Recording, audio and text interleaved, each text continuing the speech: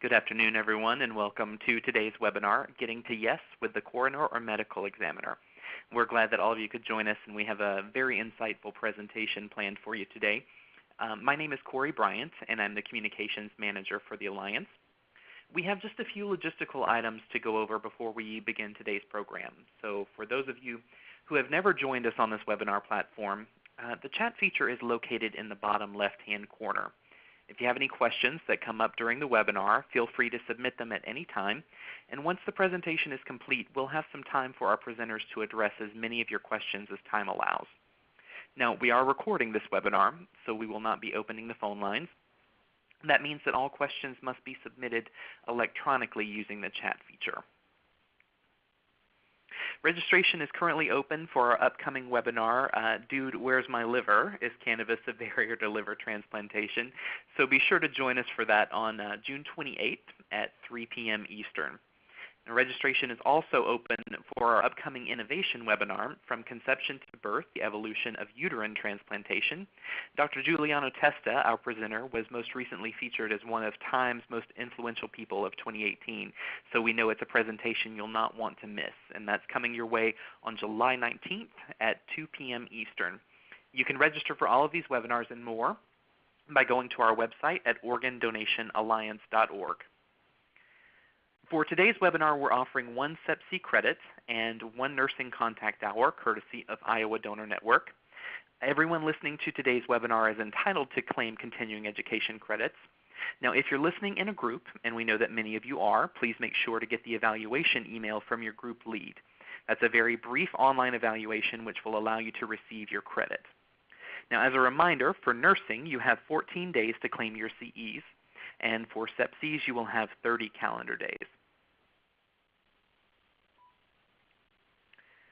As an added note, we want to take this opportunity to advise you that due to the nature of today's topic, this webinar contains some sensitive subject matter and graphic imagery that could be considered disturbing to some.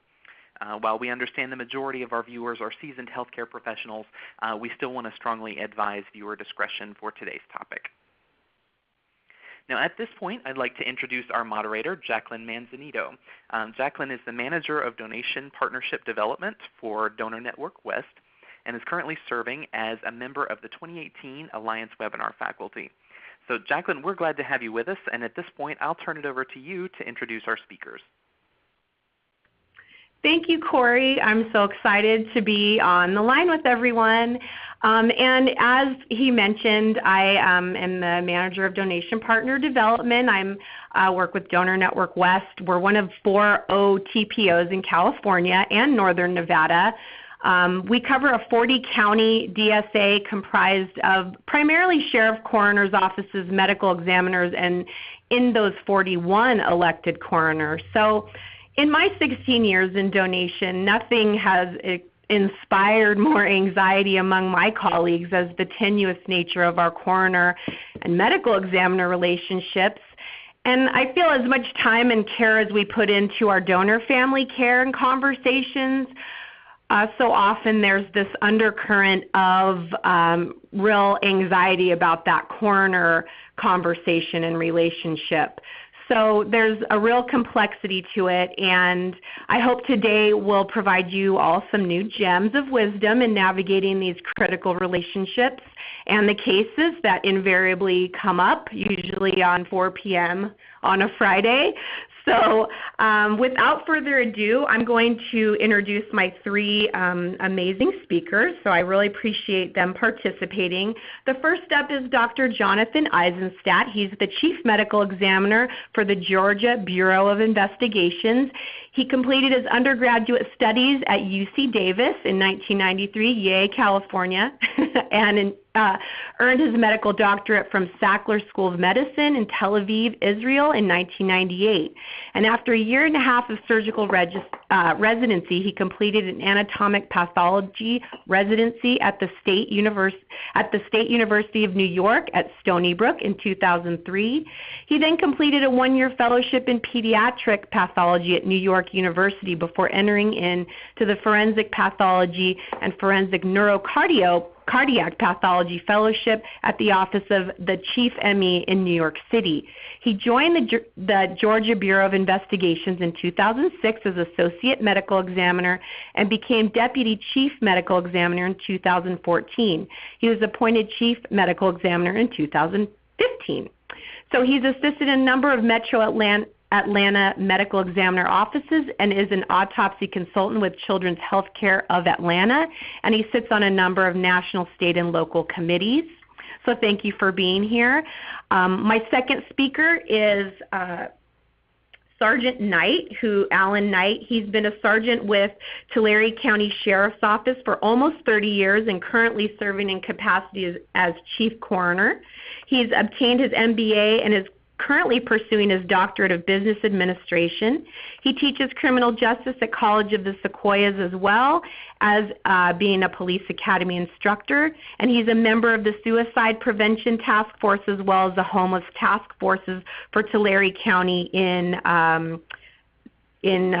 California, the Central Valley of California. And he's in the room with me. I'm lucky enough to share some space with him today. And our last speaker is Matthew Lively, who is a member of the Iowa Office of the Iowa Donor Network, as well as the Iowa Office of State Medical Examiner. He's been a donation resource coordinator as well as a tissue recovery technician since 2005. Okay, and I'm very pleased to share all of them with you today. So I'm going to turn the controls over to Dr. Eisenstat for his presentation. Thank you very much, and hello everyone. I think the warning slide, which was number 7, probably pertains to some of the pictures I'm going to show. So I think it's important to illustrate why we have some of the difficulties we have. I will tell you the country is divided into multiple types of death investigation. I oversee a mixed medical examiner coroner system here in Georgia, so I deal with coroners on a daily basis as well as other medical examiner offices. I am as well the chair of the advisory board for LifeLink of Georgia, which is our organ and tissue procurement bank here. So I'm a huge proponent of organ and tissue donation. I'm going to do my best to get through this in 10 to 15 minutes, which was not easy for me to put together, but we'll see what we can do. I'm sure you all know that the purpose of the ME's office is to perform postmortem examinations and determine the cause and manner of death. In different jurisdictions, it's the ME who determines the cause and manner. Sometimes it's the coroner, and that can run into its own problems. We also document the injuries and any natural disease processes that we identify. If necessary, we need to identify the individual, we collect evidence, and we testify. The reason I've put these up here is because these are all places where we can have issues with donation. How do we do that? What allows us to do that? Well, it's via state statutes. Each state is different. In Georgia, we have the official code, which is the Georgia Death Investigation Act, which basically states that the medical examiner is the only one that can truly order an autopsy. They can be requested by multiple people, but the only one who has the authority is me or my office. But how do we get to what we need to do, which is really determine the cause and manner? Well, we use investigative information. That comes from the local law enforcement, healthcare officials, coroners. Justice of the peace is like a coroner, but really they're mostly seen in Texas, and they're judges that act as the coroner and go out to the scene, as well as ME investigators. We hope that they take written and photographic documentation of the scene. That may become important. Then once the body is accepted, we perform the examinations. It's important to know that not every case gets an autopsy. Some of them get limited examinations, meaning just focusing on the head or the chest or the abdomen, and some cases just get external exams to ensure there's no external trauma, and then no further exam will be done. And then, of course, ancillary studies. Ancillary studies can be anything from x-rays to normal toxicology to esoteric drugs to biology, which is DNA, hair, fibers, a whole slew of studies. Oops, sorry, hit the wrong button. There we go. So where in this list can donation fail? And that's really what I want to focus on is not saying that you guys are failing, but saying where are the steps where there can be concern by one side or the other and issues may arise. Well, in all honesty, it's every step of the way. It can be from the investigation, the examination or the autopsy, the ancillary studies, and testimony.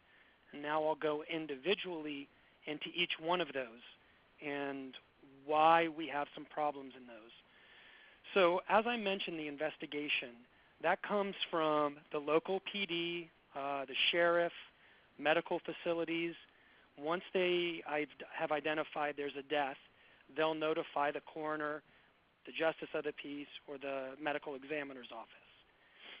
The report will be taken by one of those individuals, and if it's an obvious case that needs an autopsy, like a homicide, no need to run it by a doctor. But if we're not sure, that information gets conveyed to one of the medical examiners who makes a decision if an exam is warranted. Usually all of this happens before the OPO gets involved, so there's really not an issue with denials at that point. But if the OPO does start getting involved, the issues that may arise is the medical examiner may not feel like they have enough information because of how early on it is in the investigation. That concern may also come from law enforcement. You know, if you don't see it, you may miss it, is the big fear from law enforcement, attorneys, and medical professionals. But that's really not the biggest part because we have a little bit of time. We have that 24 hours, or depending if it's tissue or organ, if they're on life support or not. The biggest area of concern is when it comes to the examination. Why? Well, we're afraid if you take skin that we're gonna lose external evidence of injury. If you open up and take heart for heart valves or take solid organs for transplant, are we going to be missing something at the time of autopsy? If you take heart for heart valves, are we going to be missing a coronary artery thrombus that led to the person's heart attack? Or is something going to be donated that could be vital for the prosecution? So those are the questions that really arise throughout. Fortunately, over time, I've learned that you can get around all of this. I will tell you just from personal experience, when I came in here to this office after fellowship, my entire first year I declined every case because I was scared and I hadn't been trained well about organ donation. Now I almost never decline a case. And that's because everything can be handled if it's handled appropriately. I like this slide because it really speaks to the fact of, you know what, we're not so sure, so we're going to do an autopsy, and then I can tell you what was wrong with you. And that is sort of the mindset of a lot of investigators, doctors, family members, is that, well, if we don't do a full autopsy, we're not going to be able to give you the right answer, so we can't give any donation before because we might miss something. And that's just not true. But let me show you some examples, and now we're going to start into a couple of pictures that can be a little disturbing, but I think it's important. If you call about a case and you're wanting donation, well, let's say we get told that there's a gunshot wound to the body. Well, the important thing that the doctor is going to need to know is it a single gunshot like we have on the left side as you're looking at the screen, or is it multiple? Is it an obvious self-inflicted injury, or could it be a homicide? All of these things are going to play a role in our decision. Looking at the case on the left, which is a suicide gunshot wound to the head, if I am comfortable that the remainder of the body has been looked at and there is no injury to the rest of the body, I have absolutely no, and the investigation shows there's no signs of foul play, I have absolutely no problem giving donation on that.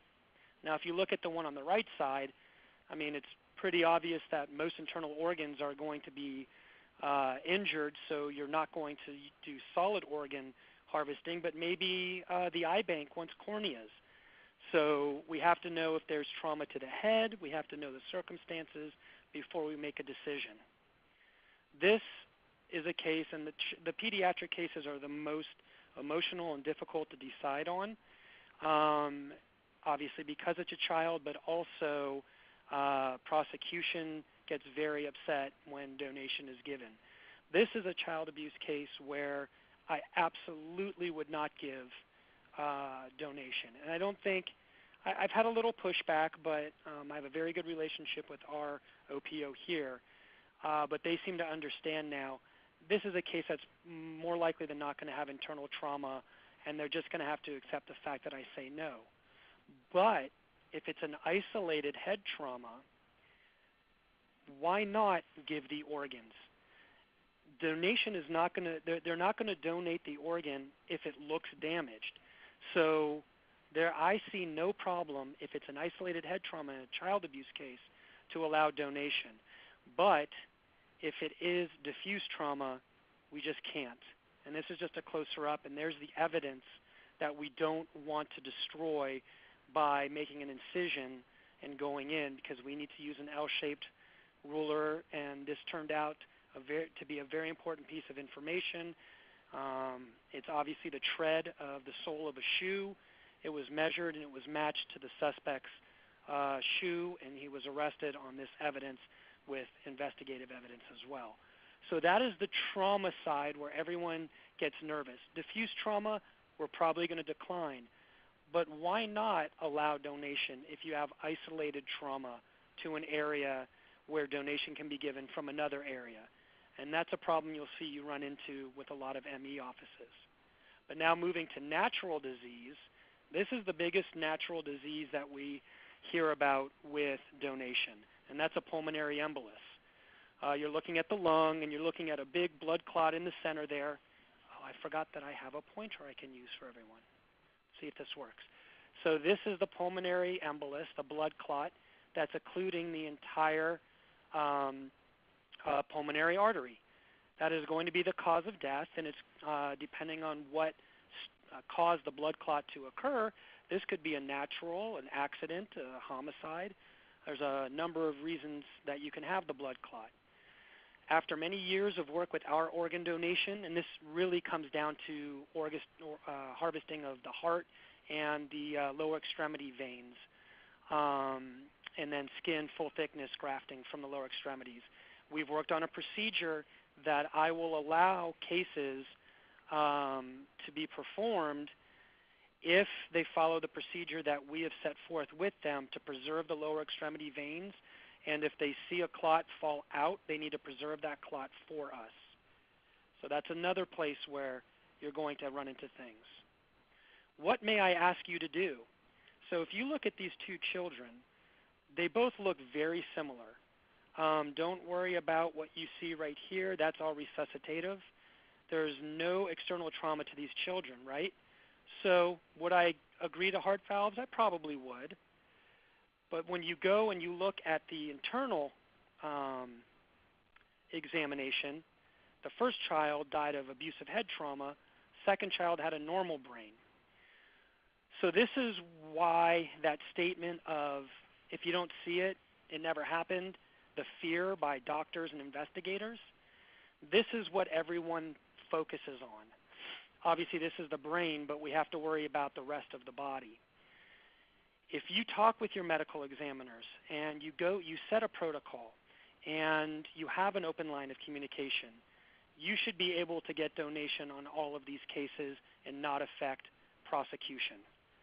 So we've talked about investigation, we've talked about the examination, and I'm sorry about how fast I'm going, but I probably only have a few more minutes. Let's look at ancillary studies.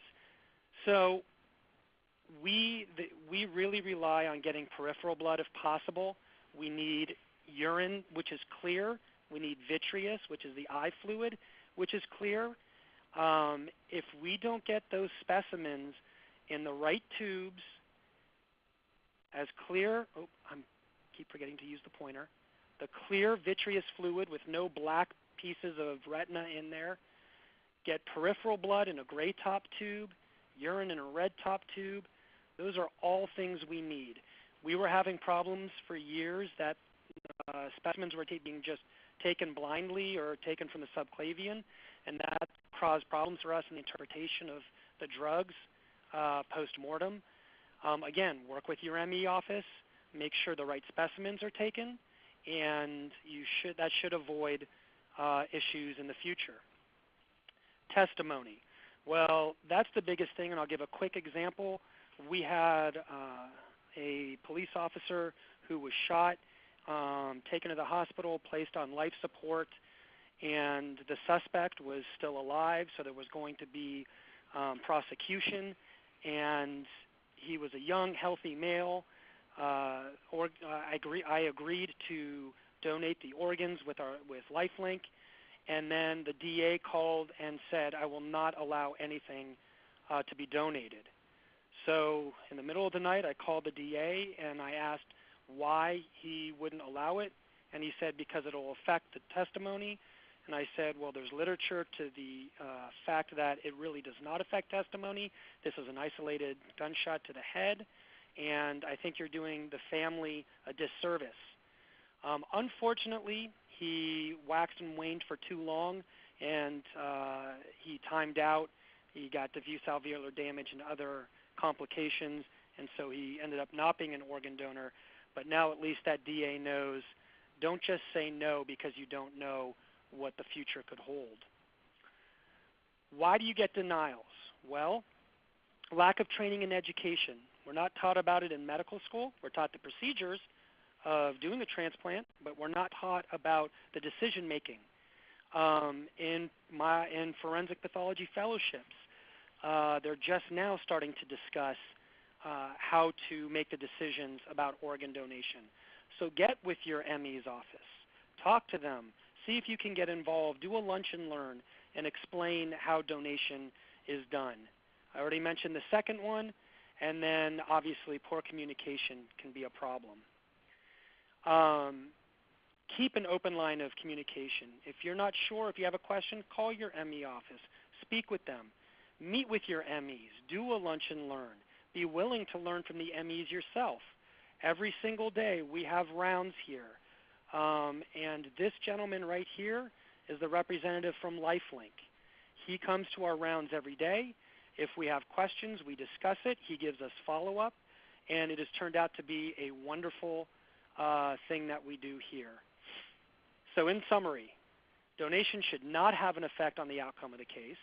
Communication, communication, communication. Be involved with your MEs and coroners. Go and speak with them. Speak at their meetings. Do lunch and learns. But just remember, all that being said, unfortunately there may still be cases that get denied, but at least in my office, we deny very few cases anymore. And now I'm going to take a breath because that went very fast, and I'll answer questions at the end. Thank you, Dr. Eisenstat. I really appreciate that. You were very thorough, and I really also appreciate you pointing out how you had an evolution to your own philosophy on release for donation, because I think that would inspire a lot of the other pathologists that we work with to know that there can be some changes to people's outlooks based on education being performed. So thank you for that message. So next up, Sergeant Knight. I will turn the slide deck over to you. All right. Thank you so much for having me. That was such an inspiring presentation, because a lot of the things you talked about, I've run into the same thing, so I'm glad I'm not the only one. A little bit about Tulare County. We're a agricultural county in Central California. We've got about 500,000 people. Our county is a sheriff coroner county, meaning the sheriff elected sheriff is also titled as a coroner, but he'll discharge his duties of coroner function to me as the chief deputy coroner. Our patrol deputies are actually deputy coroners, and they're usually the ones that will go to the scene of any death falling under the jurisdiction of the coroner. They'll take the initial report, and then, of course, the case will come over to us for final disposition. Our pathology work is accomplished through a contract pathologist that we have. He's been with us for about 30 years. And we do about 15 to 1,800 cases a year.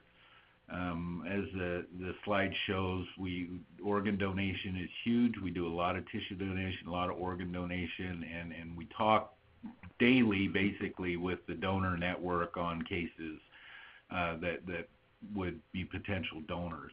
Now, this brings up an interesting part, because for the last 20-plus years, I was a street cop, came over to the coroner's office, and we're taught as investigators that the body is evidence and nobody touches the body, and it's really hands off until the autopsy is done, and if you touch the body, the whole case is going to be ruined, and that was my mindset coming to the coroner's office, because that's what I knew. I'm a street cop. I've worked homicide. I've worked gang unit investigations, and that's what I thought. Well, I came over here and really had my eyes opened, and really had to get on the balcony and take a step back and look at these cases.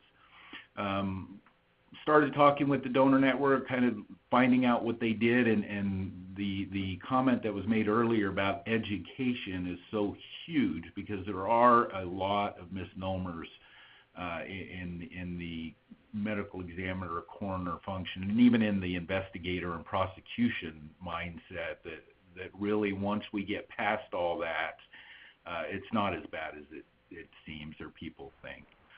We did have a case recently that we're going to talk about a little bit on some of the things, and this involves a 2-year-old in one of the incorporated cities in Tulare County, brought to the hospital, and obviously was quickly determined that suffering of some non-accidental trauma.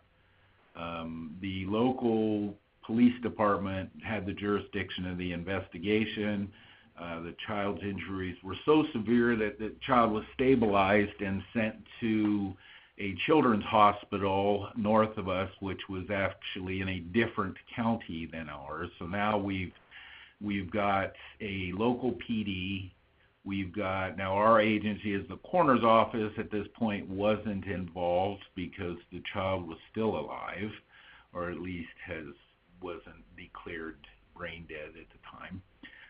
Goes to the children's hospital in Madera County, which is north of us, and short time later is declared brain dead. So now the actual death occurred in a different county, so we've got that jurisdiction to deal with. The investigation was handled by the local PD, and obviously our role in that, because the death occurred in our county, for all intents and purposes, the crime occurred in our county, we're going to ask that we take the case back for the coroner part of it. In California, there is a government code section that allows coroners' offices to transfer cases. Almost never refused with coroner's office to coroner's office, so that's okay.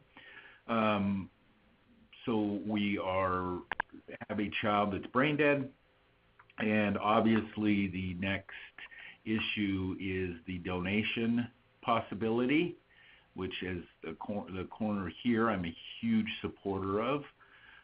But this case presented some really interesting facts. Obviously, the traumatic death of a 2-year-old is going to get the attention of the public.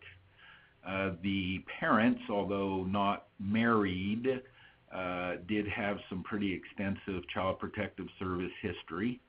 So this is not the first incident with this child or the other children in the family. So CPS is involved, our Child Protective Agency. The mother of the child was arrested for this incident based on the investigation that the local agency made. So she's in custody.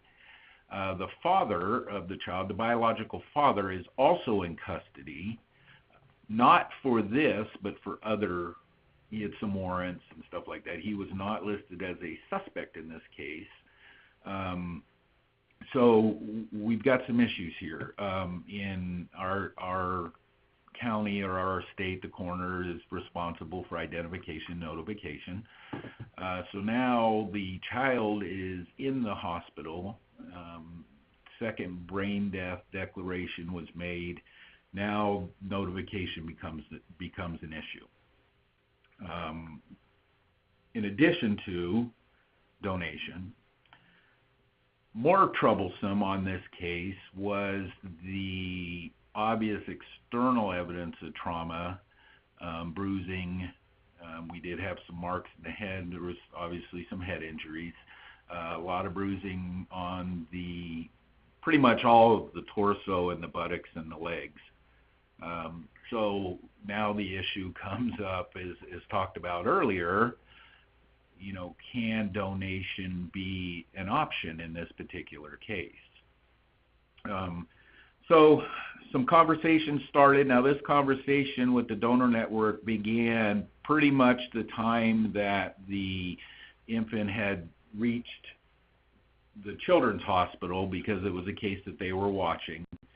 So we had some time to start making some decisions and start doing some logistical planning on this. We were able to actually go to the jail, and I personally talked with the biological father and the biological mother, and we got notification was made, and they were interested in the donation process, so I had to actually facilitate the meeting of the donation people at the jail, and they were able to do their paperwork, so we were good to go. Now, everything's good. The issue that we have, though, is we've got some evidence of trauma. We've got the prosecutor not wanting that child touched because we have to do the autopsy per se, document all the injuries and all the stuff that had talked about, all the concerns that have been mentioned before. So what we did on this case was took the crime lab people to the hospital. We did all the photography, we did all of the measurements, and we did all of the crime lab stuff. We also were able to obtain all the testing documentation from the hospital, and basically had a pretty good picture of what was going on with this child even before we did any sort of internal examination. Showed these pictures, gave all the hospital documentation to our pathologist. He was good with everything that he saw. And now it was a matter of convincing the local agencies and the district attorney that this was going to be okay.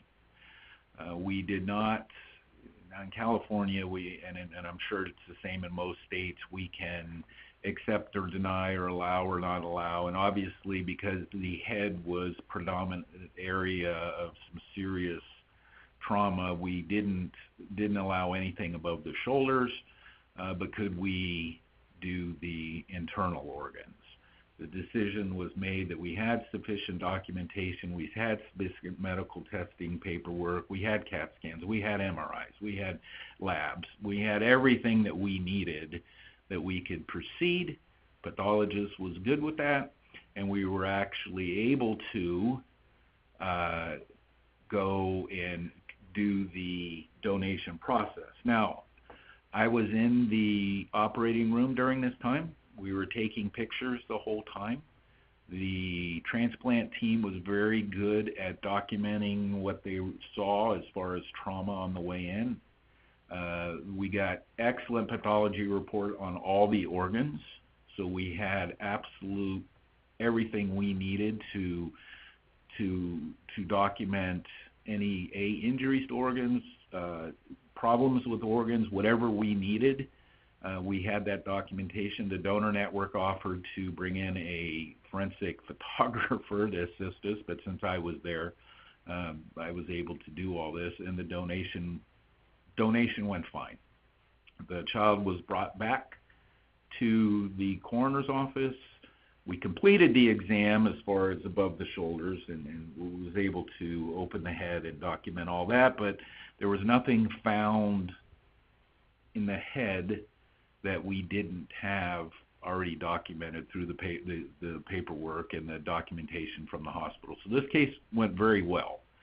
It was a interesting case because juvenile, high publicity, multi-jurisdictional, a lot of things going on, and once we got everybody over the initial, this is a homicide, you can't touch the body because the body's evidence and we're going to lose the whole case. Once we got everybody past all that and they started seeing the documentation and everything, A, the donor network can provide, and B, Valley Children's Hospital can provide, it went very well. And that started to ease a lot of the misconceptions that we had as far as the medical examiner, coroner's office relationship with investigating agencies and the district attorney's office. So this was an excellent case, and I think it shows that with a little education, as mentioned before, and now I'm going to hit on that forever, we've got to change, or we got to get on the balcony and start looking at things a little bit differently. And we're not going to lose cases, and we can say no to some issues if we have to, if we feel it's important. But our office is much like the doctor. It's very few cases that we deny, and we may deny a certain portion of the body. But if somebody's shot in the head and let's say is dead at the scene, obviously the head's off limits. But can we do skin and long bones and connective tissues without losing anything? And I think it's hard to make an argument why not.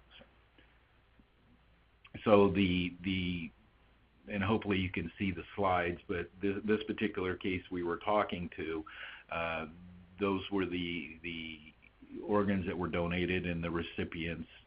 So out of that case of that poor child, and that's one of the recipient pictures, the little girl there, out of this horrible incident that is currently being prosecuted, and even today, we've had zero repercussions from this, nor has any argument, nor has any concerns been made by either the defense or the prosecutor. So it's going well right now. So case is not yet adjudicated, but we haven't had any backlash from either side, the defense or the prosecutor. So, and there's a little thing that I would like to think I have some sort of part in, but I don't know about that. So thank you so much for your time. Oh, thank you, Sergeant Knight. It was a real game-changing experience to work with you on this case. So thank you for speaking on behalf of your experience and educating all of us. Up next, we have Matt Lively from Iowa Donor Network to share about his role, which I think is a really cutting-edge effort on behalf of his OPO. So we're really looking forward to hearing about how we can all replicate this and get some face time with our coroner and ME partners. So Matt, take it away. All right. Well, thank you all for joining us today. Just like to thank Sergeant Knight for his story on that infant recovery. I know we all run into difficult cases like that, and I'm just glad to hear of the positive outcome. What you're going to see, I have some very similar slides and very similar information as to what Dr. Eisenstat covered earlier. I think their office and ours really operate very similar in regards to donation, and our pathologists do a great job at trying to allow donation as best they can whenever they can. So I just wanted to let you know we're going to cover just briefly our state uses a medical examiner system. We're going to cover how IDN came to have a presence up here at the Iowa office of the state medical examiner, and some of the things that we've found that makes the collaboration work. I wanted to just get a picture of, this is my coworker, Kathy Madison. There are two of us stationed up here at the state ME's office. And we are here, as I said, at the Iowa Office of the State Medical Examiner, or IOSME. Sometimes if you see that in the abbreviations, that's what that stands for. We are here in Ankeny, Iowa, just on the north side of Des Moines in central Iowa. So Iowa, we use the county medical examiner system. We do have 99 counties here in the state. We do have some urban centers, but mainly rural farm setting here in the state. So the county ME will be a DO or an MD, and usually they will have investigators that are appointed underneath them that do some of the footwork and go to the scenes, as the DOs and the MDs are usually working either at their own practice or at a hospital and are not able to get to the scene as often as they can. For forensic pathologists here in the state, there are 3 different locations. We do have our FPs. Here at our office, we have 3 forensic pathologists. There are 3 at Johnson County, which is located at the University of Iowa Hospitals and Clinic. They also contract with 7 other counties in the southeast portion of the state to help cover their autopsy needs. And then Polk County does have their own forensic pathologist. So if you're doing the quick math, there's 99 counties, 9 of them are covered by 2 offices, and the rest of the 90 counties are covered by our office. So we do have quite a range of coverage as far as just topography to cover. So just a quick overview. So how Iowa Donor Network came to be involved at the state medical examiner's office. If a medical examiner or investigator had an out-of-hospital death, they may call Iowa Donor Network just to let them know what is going on, that there was a death, give them any information that they had. Iowa Donor Network would then call up to the state to talk to one of the investigators or pathologists to see if there was any possibility of donation happening. That would take place over the phone, and as you know, people can't be totally available 24/7, so sometimes they would have to wait overnight, and at that point someone would time out. So then we eventually moved to just making phone calls up to the state office once or twice a day just to see if there's any new referrals. But once again, phone calls are being made, and that face-to-face was not happening with the investigators or the forensic pathologist. So eventually, someone from IDN would go to the state office every morning looking to gather any new information on new referrals, talk to anybody about what cases were coming through. That would actually give them then some of that face time with the forensic pathologist or the investigators. Then at that point they can work out the details as far as recovery, whether it's going to happen or not. And so based on that face-to-face, I think both parties realized that it would be very beneficial for someone to be stationed there from Iowa Donor Network. That way it's not taking away from anybody else's time. The forensic pathologist, the investigator, the clerical staff, they can focus on their state duties, and the Iowa Donor Network liaison can then focus on the donation side of things. And on the state side, then that IDN employee would then help out with the investigations as well. So this job carries a dual role as far as how things are handled there at the state. So after about 2 years of having one person on staff, the decision was made to bring a second IDN employee up to the state medical examiner's office. And so that's where we're at now with Kathy and myself being stationed off-site at the ME's office. So as far as in-house support, having this position in-house benefits in so many ways for both IDN and the state. Having someone as a liaison helps build that foundation of trust between the two groups. there begins to be that familiarity with having the same people handling the discussions for both sides of the coin. And so after working together, one can start to understand the reasoning behind certain restrictions or permissions for recovery. Patterns start to evolve from this, and then both sides start to know what to expect and can almost anticipate what the outcomes will be as far as those conversations with the pathologists. Information is then being able to be shared between the offices, such as next of kin information, who the primary care physician might be, and where either side might be able to go look for medical records, just as a quick example. Also being out in-house, Kathy and myself are able to assist the recovery teams when necessary, as we do have a recovery suite located at that office.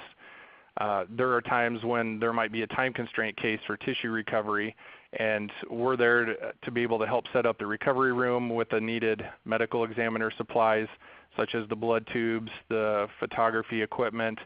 We can also take photos or even draw blood if it's necessary and the team needs to really get going on recovery. If there's any questions with recovery, we can actually go back to that room. We can take a look, and if it's something that needs to be consulted with the forensic pathologist, we can actually go speak with them, or even have the pathologist come back to the room and take a look for themselves. So having that in-house recovery really benefits and really puts the pathologist's mind at ease when releasing tissue. And then working on the investigation side, builds our knowledge of injuries, anatomy, and diseases. After working with the forensic pathologists and being in that autopsy room, asking questions day in and day out, I start to understand their thought process. And while assessing a new referral phone call, I'm able to better determine whether recovering a certain tissue will affect the autopsy or not. So time spent in that autopsy suite taking notes and asking questions also lets the forensic pathologist know that you are generally concerned with them being able to conduct a proper autopsy and how tissue recovery fits into that equation.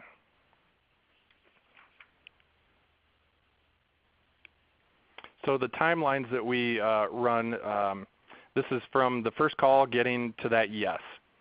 So the first call comes in from the county ME or the MEI, notifying the state of a death and then requesting an autopsy.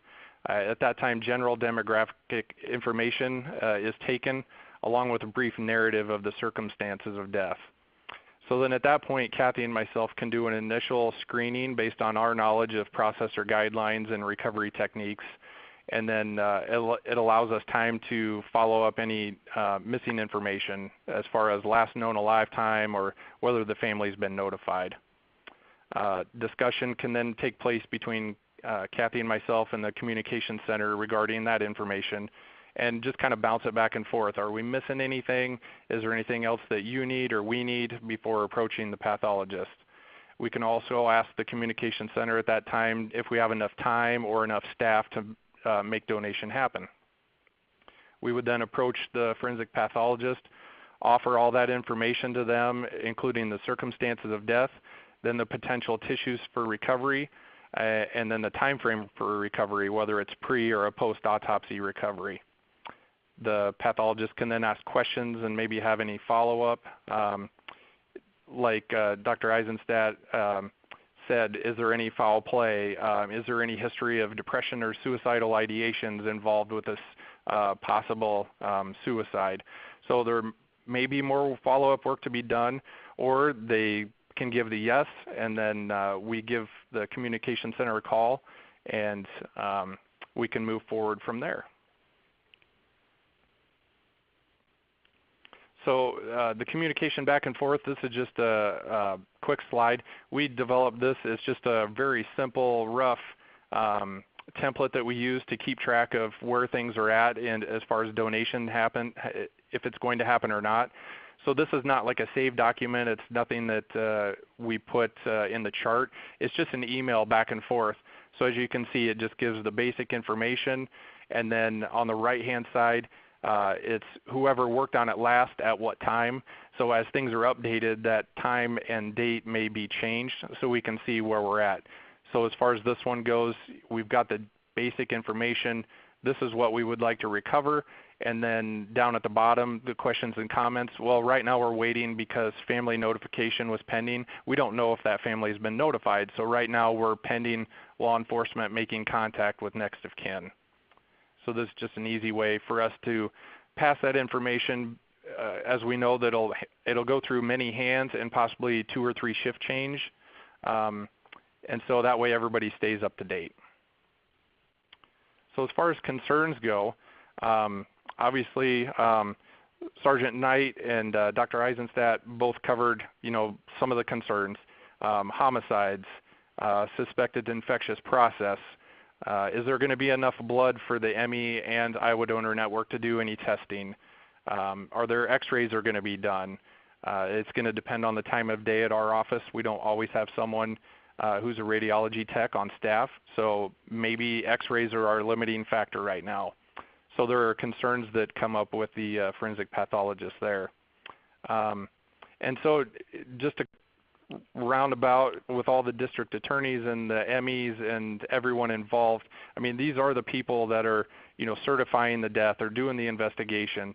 And the forensic pathology folks are the ones that are signing that death certificate. They're maybe signing a cremation permit, and this may be the last time that this person has to have an examination.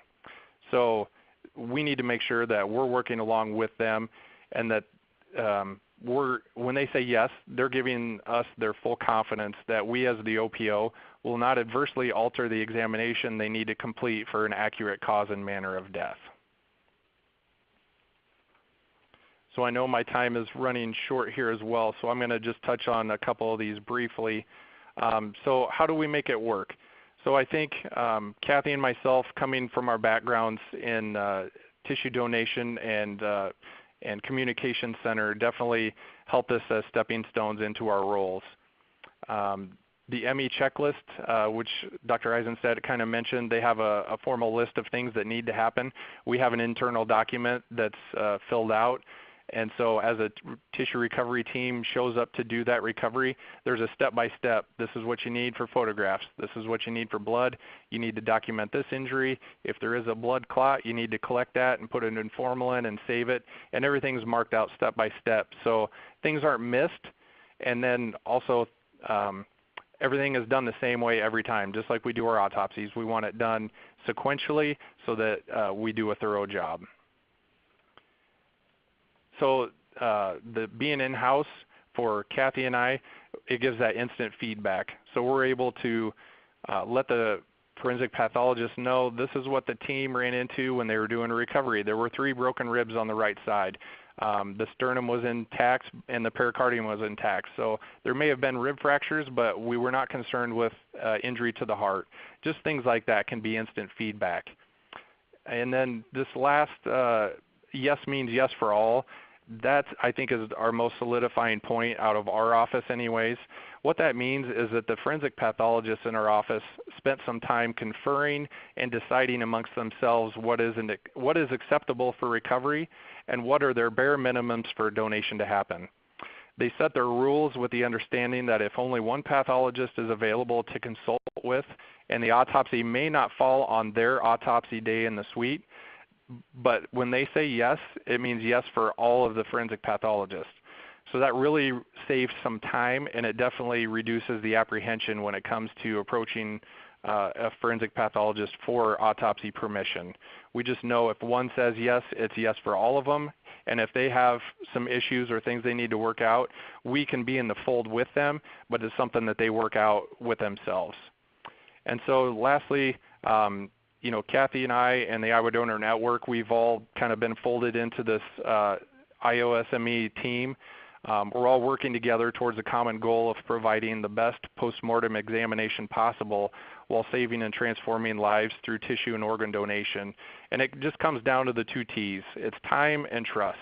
You need to put in the time and gain the trust.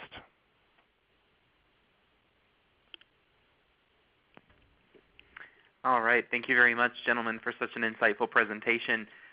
Before I turn it back to Jacqueline for questions, just as a reminder for everyone, if you have questions for our presenters, please submit them using the chat feature in the bottom left-hand corner of the screen. Now, during the Q&A time, I will have this poll up. Now, for those of you listening in a group, please complete this poll and let us know how many people were listening in your group. That will be very helpful for us. And at this point, I will turn it back to Jacqueline to moderate our questions. Hey, everyone. I don't have any questions in the queue yet. I know they were pretty thorough, but I hope your mind is turning and you're feeling inspired by what you heard today.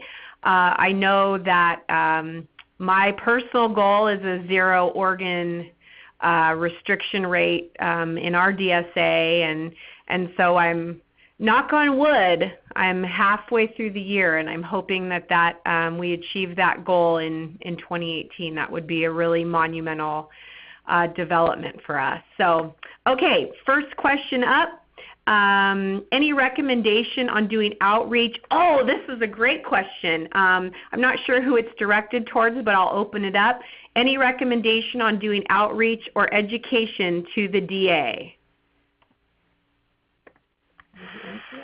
Well, I can hope I don't, not jumping in here, but in Tulare County, matter of fact, it's funny that that question was asked, because currently we've just had a meeting with our supervising district attorney, and we're setting up a meeting with the other supervising district attorneys in our county to address just that. And we went at it not so much as tell me your concerns and we'll give you answers. What's bothering you? We're not going to go do an organ presentation. What we're going to do is ask them and tell them. And a lot of times, to be honest with you, that question is they just know if you do it, we're going to have problems. Well, what problems are you going to have? Well, we just are going to have it. And it really comes down to what the doctor said. It comes down to education. And interesting enough, there's very few DAs that know the amount of documentation, testing, and God bless our pathologists. I'm not doing this, but if you look at the autopsy report versus the pathology that you get from an organ that was going into a live body, boy, we're so much more documentation and testing and everything, and at the end of the day, you can't make the argument that something was wrong with the heart when they put it in somebody else and the guy's doing fine. So it just gets down to education, and absolutely meet with your DAs, take a meeting, address their concerns, and we'll be fine. Any other speakers? Go ahead, Matt. Oh, sorry, or whoever. Oh, sorry, Dr. Eisenstat. Go ahead, okay. Please. In Georgia, there's a state prosecuting attorneys council. So I'm not sure if other states have a statewide system organization. Like for medicine, there's a medical board. I'm assuming most states probably have one for the prosecutors. And so a great thing to do is you'll hit pretty much all the DAs throughout the whole state in one fell swoop. And at least here in Georgia, they have an biannual meeting, but a main meeting once a year and then an interim meeting once a year. And so they're always looking for speakers. They're always looking for people to set up booths. So see if your state has one of those. Reach out to them. Bring informational booklets. And if you can, give a 30-minute presentation about concerns and processes and what they will get from you and from us. And I have a feeling that'll answer a lot of their questions. Thank you. Any other questions in the queue for us? We're hitting our 12 o'clock mark, but I know that we would all be open to future contact, and I'm sure that the Alliance can provide that if you wanted to talk offline to any of us. All right, excellent. Thank you very much, Jacqueline. And we'd like to extend our sincere thanks once again to Dr. Jonathan Eisenstat, to Sergeant Alan Knight, and to Matthew Lively, as well as you, Jacqueline, for your time and for an outstanding presentation today. To all of our participants, we want to thank you for your time and wish you a wonderful rest of your week. Thank you very much and take care.